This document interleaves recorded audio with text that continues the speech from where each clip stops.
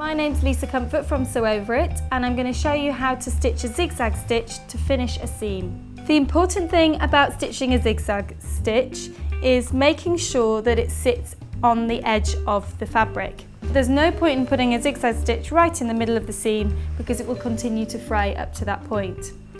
So what we're going to do is position it on the machine so that you have a little gap in this window where the needle will go through, where there's no fabric.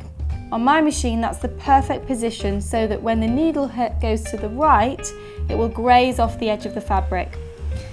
If that's not right on your machine, then you'll just need to adjust it. There aren't any guidelines that I can follow, so you can always put a piece of masking tape if you want an extra line to follow as you're zigzagging.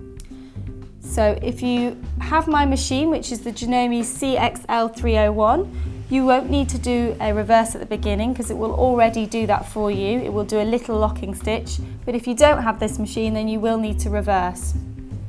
So here we go, and as you can see, it's locking, and now on the right hand side it's grazing off the edge, wrapping around the edge of the fabric. Don't worry if it bunches up some of the fabric, that's just because it's lightweight fabric and usually that can be pressed out. The main thing is that it's wrapping over the edge of the fabric. Then at the end, do either a locking stitch if your machine has it or a reverse stitch. And there we have it. You can see our nice zigzag stitch right on the edge of the seam. And I wanted to show you one that's wrong, which is this one here. And you can see on this one, the zigzag's sitting in the middle of the seam, so it will continue to fray up to that point.